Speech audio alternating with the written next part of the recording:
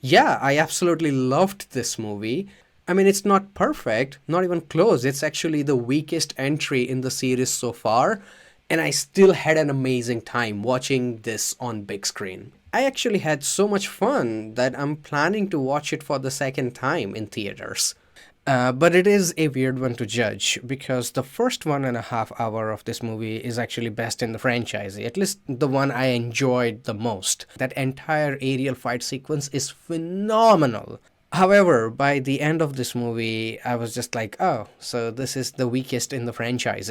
First of all, the new character of Warang, the evil lady, yeah, I have no shame in saying that I'm down bad for her. Like, I will fold in less than half a second in front of her. She's smoking hot. Like, oh my god. The review. So, it's not just about that she's very attractive. Her character in general is very compelling and an amazing addition. I love how her relationship is set up with Ava, and she's basically the polar opposite of Neytiri. She brings this nihilistic and chaotic angle which makes a lot of sense in the world of Avatar. Not only that, but the performance of Ona Chaplin, the body language of this mistress who is leader of this wild savages, and how she controls them with her influence, all of it is just so captivating. I loved her character. She's awesome. And not just her, but I think a lot of characters in general have been improved a lot in terms of writing and presentation. Quaritch being the best of them. I think his character is finally a lot more compelling. He's doing something that is genuinely interesting, and you want to know where he's leading. He has a nice personality. Same with Spider and all the teenager characters. Like, they are all given a clear purpose. And between all of this, I think my number one favorite character still is Neytiri. And especially like after revisiting the last two movies recently, the amount of pain and agony this woman has been through, losing her father, losing her child, losing her entire clan, watching the planet and the mother she loves being destroyed by this evil human, the toll it takes on her psyche, how it influences her moral compass, all of it is just so well captured by Zoe Saldaña's performance. I love her. I think she's one of my favorite characters in movies in general. And I love how the death of the son isn't just like a throwaway, like, oh, it's just a casualty now, let's move on. His death has serious consequences on every single family member here. It challenges their worldview, and you can clearly see that they're suffering and they're still trying to process this loss. And I know, even though everyone expects this from Avatar movie, but the visuals and action, good lord, the creatures, the environment, the animation, and all the action sequences, James Cameron just is out there like showing everyone that, hey, this is the reason I'm the master of this craft, okay?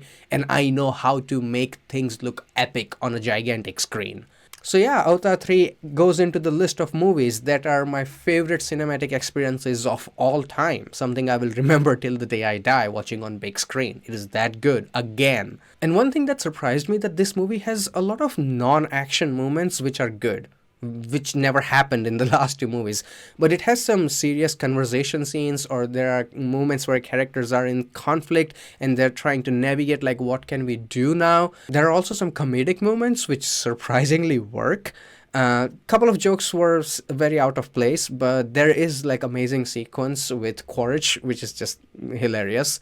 And also on thematic level, this movie gets a lot deeper, and it shows how, even the good people can get affected by grief in a way that it turns into hatred or prejudice, and how then it ends up becoming your responsibility to navigate through it and overcome, how your judgment can easily be clouded.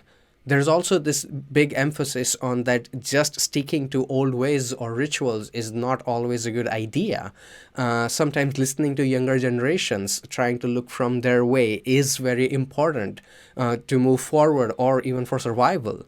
And I appreciate how this movie has some serious casualties, like people die because that's what happens in war, and the trauma it puts in one's head. Because when you revisit the previous movie, I know a lot of people don't, but basically from the beginning of this movie to this point, Neytiri and her people are in constant state of war or fear or panic for their survival from these horrible humans. And the toll it puts on people and in their behavior, or how it makes their daily lives difficult, it's very well presented here. Something I didn't expect, like from an Avatar movie. So even though I'm glazing this movie so hard, what's the problem? That's because this movie is not actually Fire and Ash, like in proper sense. It's actually Way of Water Part 2 transitioning into Fire and Ash. Because this entire last act of this movie is just Way of Water all over again. And listen, I understand that there are plot lines from the first two movies that needed to be resolved, right? Because it's a series. But the way it is done, I kid you not, you can just simply mix in footage of the second movie in the end of this movie and people won't notice. Because it's not just that it visually looks way too similar how the action is performed, it's that these movies are overly formulaic. There's this beat by beat structure of like, oh, now the tension will rise like this, but then the character will do something like this, but then this will be the wow moment, and then this will be the comeback. It is beat by beat exactly same in 3 movies now. I don't want some like groundbreakingly different structures, okay? I understand these are $400-500 million movies and you need to make your money back. So you have to be careful with like, doing too much story experimentation. But come on, there's so much material from the second movie here. Like you have that evil general again, you have that evil whale hunter guy, you have the corporate guy from the first movie. Demon ship is back and the childrens are being held hostage for the 100th time.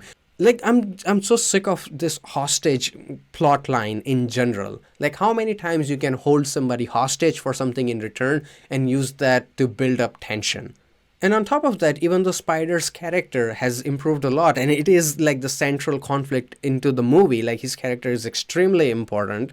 The actor is not it, man. Like, the actor does not back up the importance of the character. He's not bad or anything, but come on, if the character is going to be this central and important, can we not have another Sam Worthington? And the worst part is that they barely show any fire or this rock or ash environment. Like the second movie is The Way of Water. So we get a lot of water. We get cool water creatures, water environment, water people, and so much in-depth exploration. In this movie, nothing is like that for fire people.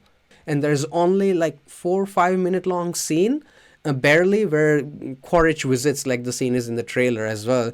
It's the only time we see the environment of fire people, and that's it. So in conclusion, if you enjoyed the first 2 movies, definitely go in cinema and watch it. You're gonna have an amazing time, but there will be some things that will bother you.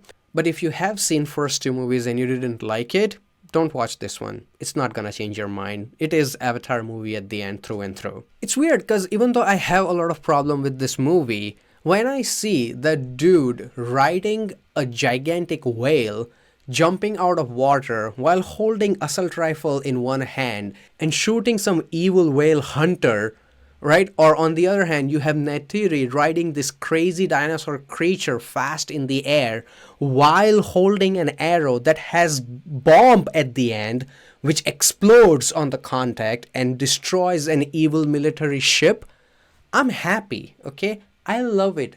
I love it so much because even though the stories are terrible, these movies are simply just so goddamn fun that it just makes me incredibly happy to watch them on big screen. And that's why I'm gonna give Avatar Fire and Ash 3.5 out of 5. So that's it. Thank you for watching. I will see you next time. Until then, goodbye, take care, and have some fun with fiction.